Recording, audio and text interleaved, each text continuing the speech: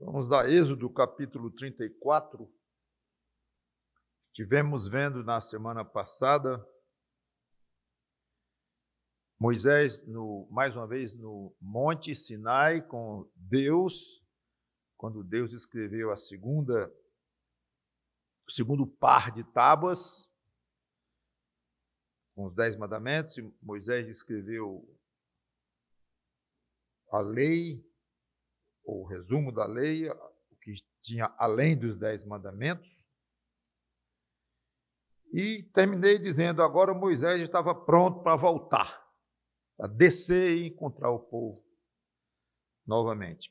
Pois bem, é onde vamos encontrar Moisés, aqui no versículo 29. Quando desceu Moisés do monte Sinai, estou em Êxodo 34 e 29, tendo nas mãos as 2 tábuas do testemunho, sim, quando desceu do monte, não sabia Moisés que a pele do seu rosto resplandecia, depois de haver Deus falado com ele. Olhando Arão e todos os filhos de Israel para Moisés, eis que resplandecia a pele do seu rosto, e temeram chegar-se a ele. Então Moisés os chamou, Arão e todos os príncipes da congregação tornaram a ele, e Moisés lhes falou. Depois vieram também todos os filhos de Israel, aos quais ordenou ele tudo o que o Senhor lhe falara no monte Sinai. Tendo Moisés acabado de falar com eles, pôs um véu sobre o rosto. Porém, vindo Moisés perante o Senhor para falar-lhe, removia o véu até sair. E saindo, dizia aos filhos de Israel tudo o que tinha sido ordenado. Assim, pois, viam os filhos de Israel o rosto de Moisés. Viam que a pele do seu rosto resplandecia. Porém, Moisés cobria de novo o rosto com o véu, até entrar a falar com ele. Deus. Vamos orar. Obrigado, Senhor, pela tua palavra, que o teu Espírito Santo nos ajude a compreendê-la, vivê-la no dia de hoje e crescer em Cristo. E toca corações daqueles que precisam desesperadamente da luz do Senhor Jesus Cristo, da salvação do Senhor Jesus Cristo. Em nome dele te pedimos e agradecemos. Amém. Então, o que vemos aqui é um fato curioso, único, na história bíblica, em que o rosto de Moisés, quando ele voltou do monte, resplandecia. No hebraico, tem o sentido de sair raios, realmente resplandecer, só que a mesma raiz para chifres. Não sei se vocês já notaram algumas pinturas clássicas de Moisés com 2 chifres saindo da testa dele. Muito estranho, muito esquisito, mas aí está a explicação. Ao pé da letra, de fato, a palavra que está lá pode ser traduzida como chifre, embora não teria sentido nenhum. Na própria história, muito mais sentido tem a ideia do brilho, de sair raio de. Então, é mais ou menos exatamente essa a explicação. O curioso disso é que Moisés não sabia que o rosto dele estava resplandecendo. E aqui seria bom lembrar que quem anda muito perto de Deus, em qualquer época, evidentemente vai se transformando à imagem de Cristo e vai se aperfeiçoando. Mas a própria pessoa que está passando por essa experiência não sabe ou não sente claramente a transformação pela qual está passando e a espiritualidade que está exibindo. Ele não sabe precisar isso, ele não tem muita ideia disso. Claro que ele saberia dizer se está com um relacionamento correto com Deus, tentando ser fiel a Deus, orando para Deus. Então a pessoa, claro que sabe quanto ao seu próprio comportamento, como Moisés saberia dizer, claro, me encontrei com Deus, estou tentando ser fiel, não pequei junto com o povo de Israel. Então, conhecimento tem. Alguém tem especialmente um crente, noção se está andando de uma maneira agradável a Deus ou não. Mas, o que eu estou dizendo é que o efeito da transformação espiritual que aquela pessoa vai tendo, pouco a pouco, passo a passo, à medida que vai aumentando a sua comunhão com Cristo, esse efeito e o quanto ele está exibindo, ele não sabe, não tem noção. Aliás, o próprio apóstolo Paulo, pelo menos uma coisa ele disse que ele tinha certeza. Claro que à medida que ele crescia, embora não colocou este detalhe no que ele falou. Mas sabemos o quanto Paulo foi crescente na sua vida de crente até ser morto pelo Senhor, morto em nome ou por causa de Cristo. E ele disse que se sentia brilhando como um grande crente, cheio de galardões, espiritualmente superior aos outros. Não era assim que ele se sentia? Não. Então, em 1 Timóteo, não precisa ir lá, 1:15 diz que ele se sentia o principal dos pecadores. Então, curioso isto. Obviamente, uma consequência direta da comunhão dele com Deus. Como eu disse, ele certamente sabia dessa comunhão, gostava dessa comunhão, cultivava essa comunhão com Deus, aumentava em espiritualidade, às vezes ele disse, me imitai, pode até parecer um contrassenso, como é que ele se sentiu o principal dos pecadores, e me imitem, mas é só querer entender que se entende, é muito fácil isso. Inclusive ele disse, me imitem à medida que eu imito Cristo. Ele tentava, ele lutava e crescia espiritualmente, mas a sensação de quem chega cada vez mais perto de um Deus santo é se sentir pecador, porque nós ainda temos pecado dentro de nós. Então o pecado que ainda nos atrapalha vai ficando enorme a proporção dele para alguém que vai chegando perto da santidade de Deus. Muito bem, eles ficaram com medo de Moisés. Não é de se estranhar também. Brilhando a face, nunca tinham visto algo parecido. E Moisés chama Arão, chama os príncipes, depois chamou a todos, viram que não tinha perigo. E ele relata, então, tudo o que tinha acontecido com ele e Deus no monte. E depois ele pôs um véu sobre o seu rosto, solução que ele encontrou. E parece, pelo texto, que isso ocorreu algumas vezes. Quando falava com Deus, ele tirava o véu, ficava sem véu falando com o próprio Deus. Depois ele voltava, falava com o povo que tinha ouvido de Deus e colocava o véu. Parece que essa foi foi o que aconteceu algumas vezes com Moisés. Nós temos o privilégio de ter esta passagem, este evento, referido com certos detalhes no Novo Testamento. E a aplicação deste episódio para a nossa vida de hoje é muito profunda, feita pelo próprio apóstolo Paulo. Eu vou tomar todo o restante do tempo, de propósito, para esse trecho, porque é ele próprio, é essa história que Paulo se utiliza para nos dar lições valiosíssimas sobre o nosso ministério em Cristo, comparativamente com o ministério de Moisés, no caso, junto à lei.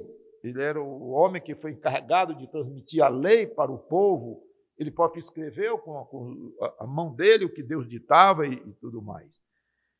E Paulo faz uma comparação impressionante entre o ministério de Moisés e o seu, o meu, o nosso, em Cristo. Espero que você já esteja um pouco curioso. 2 Coríntios 3, de 1 a 18. Eu falei disto, obviamente, quando eu preguei sobre este trecho na exposição do livro inteiro de 2 Coríntios, que eu já fiz lá na Luz do Mundo mesmo, aqui na igreja. Mas eu quero agora repassar de uma maneira certamente mais rápida e resumida, porque nós estamos com as mentes voltadas para Moisés. há meses, lendo o livro de Êxodo. Então, 2 Coríntios 3, vamos ler de 1 a 6, ok? 2 Coríntios 3, de 1 a 6. Começamos, porventura, outra vez a recomendar-nos a nós mesmos? Ou temos necessidade, como alguns, de carta de recomendação para vós outros, ou de vós? Vós sois a nossa carta, escrita em nosso coração, conhecida e lida por todos os homens, estando já manifestos como carta de Cristo, produzida pelo nosso ministério, escrita não com tinta, mas pelo Espírito do Deus vivente, não em tábuas de pedras. Opa! Começou a entrar aqui Moisés. A história da lei. Não em tábuas de pedra, mas em tábuas de carne, isto é, nos corações.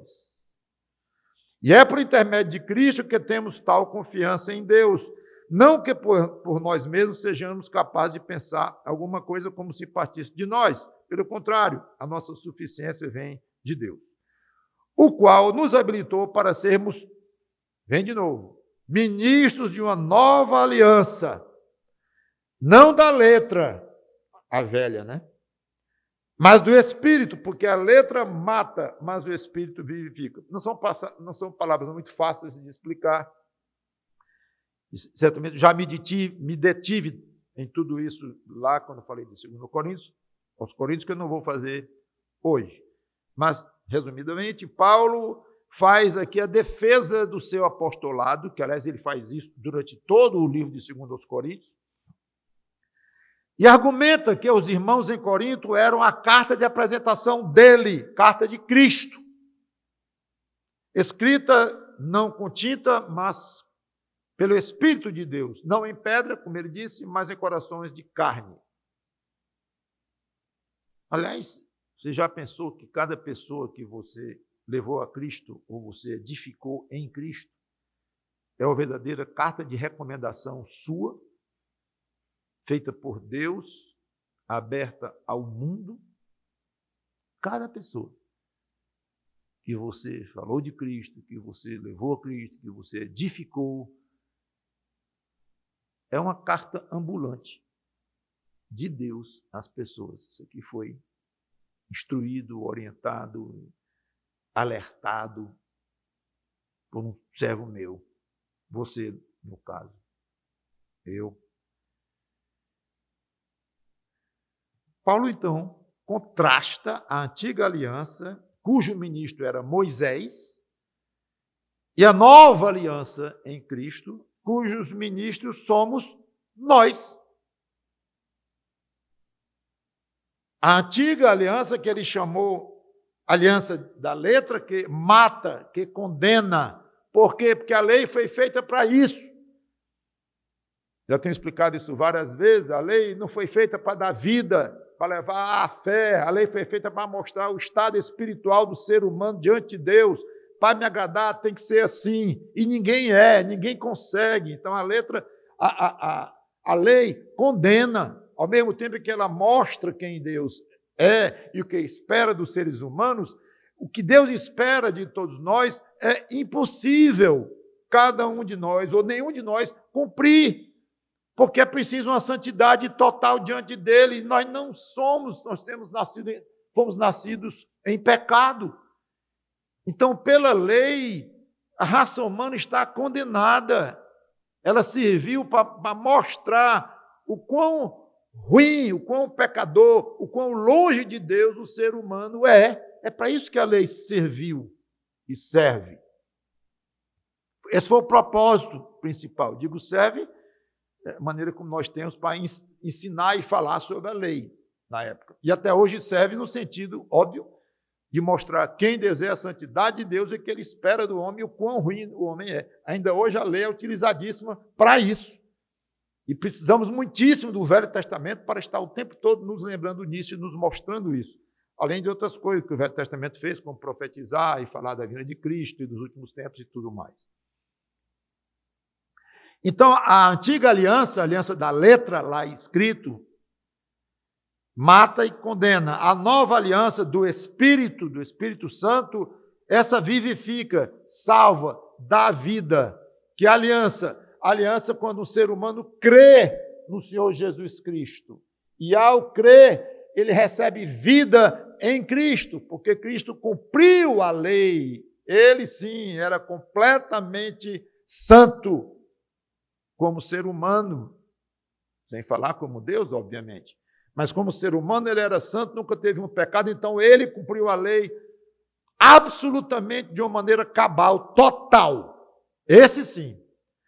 Então, quando alguém crê em Cristo, ele é identificado com o Senhor Jesus Cristo. E o sangue de Cristo é aplicado sobre os pecados daquela pessoa, apagando, anulando.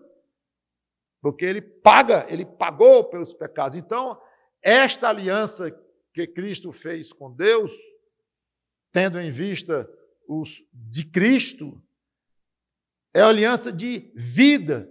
A pessoa, imediatamente, ela passa de morta espiritual, como nasceu, para viva em Cristo. É uma aliança absolutamente espetacular, nem se compara com a aliança do tempo de Moisés, com a velha aliança que Paulo está dizendo aqui. Então, se você está desconfiando que Paulo, num certo sentido, está nos colocando acima do grande Moisés, você desconfiou certo, porque ele está mesmo. Não a sua pessoa com a pessoa de Moisés, falando do seu ministério como ministro da nova aliança e Moisés como ministro da velha aliança. É nesse sentido, claro. 7 a 11. 2 Coríntios 3, 7 a 11. E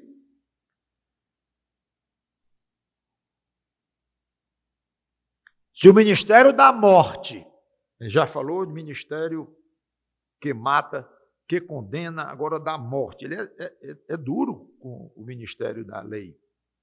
Gravado com letras em pedras. Olha só as pedras que Deus escreveu. Se revestiu de glória. Mas como, Paulo? Se revestiu de glória como? A ponto de os filhos de Israel não poderem fitar a face de Moisés por causa da glória do seu rosto,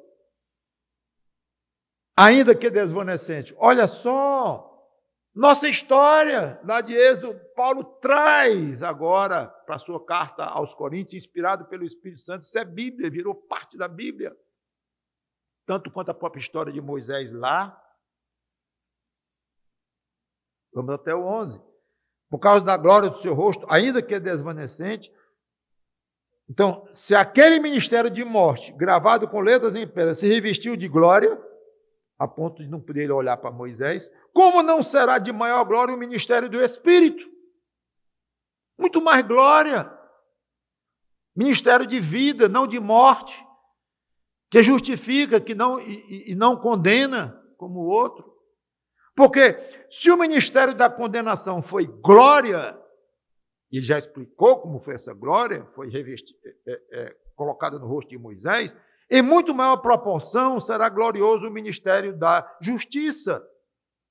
Porque, na verdade, o que outrora foi glorificado neste respeito já não resplandece diante da atual sobreexcelente glória. Porque se o que se desvanecia teve sua glória, muito mais glória tem o que é permanente. Dois contrastes aqui entre o ministério de Moisés e o nosso, como ministro da nova aliança. Moisés, ministério de morte. Nós, ministério do Espírito. Moisés, ministério de condenação. Nós, ministério de justiça. O que prega, fala a justiça de Deus sobre Cristo e sobre qualquer um que se entrega a Cristo, e Deus declara: você está livre, de acordo com a minha justiça. Como? Se eu não tive nenhuma unha doendo quando passei da morte para a vida, porque eu joguei toda a minha ira dos pecados, joguei sobre meu filho. Eu cumpri. Ele pagou. Então, é justo que ele transfira, eu transfira nele, Deus falando, a vida que ele tem, a justiça dele para aquele que creu nele. Essa é a nova aliança. E eu cumpro, Deus falando. É justo, eu fui justo porque eu o matei. Se eu o matei, ele comprou o direito de dar vida eterna a quem ele quer. Justo. Então, nosso ministério é um ministério de justiça. Quando você prega o evangelho para alguém, aceite Cristo, meu amigo. Mas eu não gosto de pagar a novena, eu não gosto de fazer isso, não gosto de fazer aquilo. Não tem que fazer nada, só tem que crer. Esse é o ministério da Nova Aliança. Mas eu não vou fazer nada. Não, Cristo fez por você. Cristo pagou por você. Então, eu só tenho a ganhar, só. Só tem a ganhar. Foi dado para você, dado. Esse é o evangelho que o mundo rejeita. Que você rejeitou muito tempo. E eu. Impressionante isso, a nossa cegueira. Porque é maravilhoso demais. Essa história está boa demais. Pois é assim mesmo. Aliás, o que significa evangelho? Boas novas. É uma boa história. Muito mais do que história. E Paulo então argumenta, se o ministério de Moisés, da morte e de condenação, se revestiu de glória, a ponto de não poderem olhar para a face de Moisés, porque brilhava muito, quanto mais o nosso ministério. É isso que ele está dizendo aqui. E o detalhe é que a glória de Moisés se desvanecia, o brilho. A glória do nosso ministério não desvanece. A glória do ministério de Moisés foi ofuscada pela glória do nosso ministério, que além de ser muito maior, é permanente, nos garante uma salvação eterna. Mas, a rigor, a nossa glória é muito mais do que apenas permanente, como vamos já ver no versículo 18, antes de encerrar. Então, continuando, versículos 12 e 13. Tendo, pois, tal esperança, servimos-nos de muita ousadia no falar, e não somos como Moisés, que ele continua com o exemplo, com a metáfora. Ela é mais do que metáfora aqui, porque ele puxou, foi um exemplo real. Ele continua com a aplicação. A melhor palavra é essa aqui. Continua com a história de Moisés e aplicando para nós, comparando. E não somos como Moisés, que punha véu sobre a face, para que os filhos de Israel não atentassem na terminação do que se desvanecia.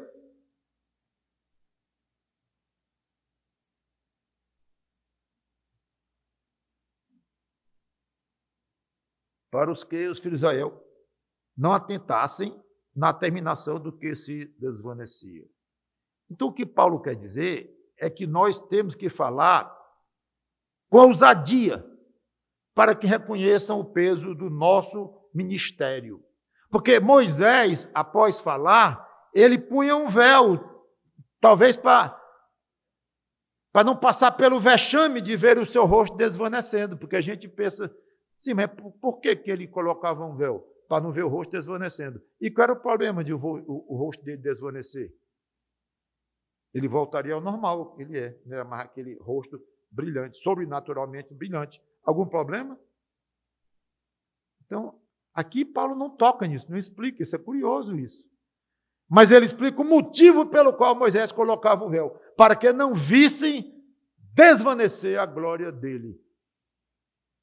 Uma conclusão que nós podemos tirar, aí é uma conclusão, não está escrito, é que era um pouquinho constrangedor para Moisés, aquela glória sumindo devagarinho. Voltou ao velho Moisés, voltou ao normal. Cadê aquela coisa espetacular, aquela glória que ele tinha? Melhor esconder essa parte. Muito interessante. Nós não precisamos colocar véu. Por quê? Também no versículo 18 nós vamos ver. 14 e 15. Mas os sentidos deles se embotaram. Até 16. Pois até o dia de hoje, quando fazem a leitura da antiga aliança, o mesmo véu permanece, não lhe sendo revelado que em Cristo é removido. Aqui é complicado, até o versículo 16, porque Paulo muda de figura e complica muito se a gente quer seguir o raciocínio. Deu trabalho explicar isso lá quando eu preguei em 2 Coríntios, mas hoje eu não vou me deter.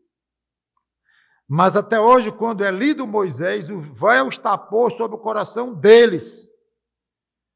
Quando, porém, algum deles se converte ao Senhor, o véu lhe é retirado. Deixa-me explicar rapidamente o que é isso aqui.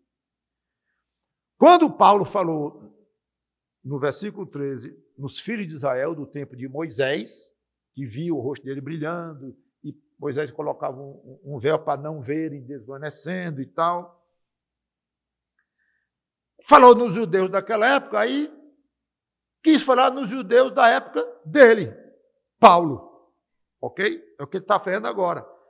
Então, utilizando uma linguagem agora sim, metafórica, ele imaginou como se o véu de Moisés tivesse se transferido para os judeus que continuavam no ministério velho, de acordo com eles, da lei, da velho ministério de condenação. Então, aqui, Paulo, de fato, ele faz isso aqui, acolá, e dá trabalho para os exegetas que querem estudar, porque ele muda de figura, às vezes muda para outra figura e volta para a figura original. Ele não dá muita explicação, não. E aqui é um caso em que ele mudou, ou vamos dizer, complementou. Ele deu um significado complementar ao véu, é que embotava a mente deles, impedindo de verem a verdade em Cristo. Agora ele aplica para o tempo dele mesmo, Paulo. Então, do jeito que Moisés, ao ver a Deus, retirava o véu e seu rosto novamente ganhava brilho, lembra? Quando ele desceu do monte, o rosto estava brilhando. Ficaram com medo. Ele falou com eles. Depois colocou o véu e se desvanecia a glória. E depois, imagina que ele tirava o véu quando ele ficava normal de novo, sem resplandecer mais. Só que Deus voltava a falar com ele, ou naquele ministério, naquele tabernáculo provisório que eu já expliquei, fora do arraial, ou Moisés subindo mais uma vez no monte, não diz, mas Deus voltou a falar algumas vezes com Moisés. E toda vez que Deus falava com Moisés, brilho de novo no rosto dele. E quando o povo vinha falar com Moisés, lá estava Moisés brilhando de novo no seu rosto, porque tinha acabado de falar com Deus. Aí ele falava com o povo, transmitia o que tinha ouvido daquela vez de Deus para o povo, e quando tinha acabado de falar, colocava o véu, desvanecia, ficava normal. Então, era assim. Então, o que Paulo está comentando aqui é que do jeito que Moisés retirava o véu e depois ganhava brilho quando ele via Deus de novo, o judeu como que se convertia naquela época de Paulo era como se também retirasse o véu e também ganhasse glória, mas uma glória que agora não se desvanecia, porque era uma glória do ministério de Cristo. Era uma salvação ganha eternamente. E a aliança de Deus, a nova aliança de Deus com Cristo, envolve uma aliança eterna, uma vida eterna, uma morte passada. A velha aliança com Moisés, já expliquei, não envolvia vida espiritual como centro, como objetivo máximo. Era mostrar que os homens estavam condenados. Sempre lembre-se disso. Então, agora que alguém se convertia, eu digo agora na época de Paulo, que um judeu se convertia, é como se o véu saísse do rosto dele e ele contemplava Deus. E tinha uma glória porque agora fazia parte do ministério de Cristo, da nova aliança, aquele judeu. E essa glória não iria mais desvanecer como a glória do rosto de Moisés desvanecia. Ele faz uma comparação aqui.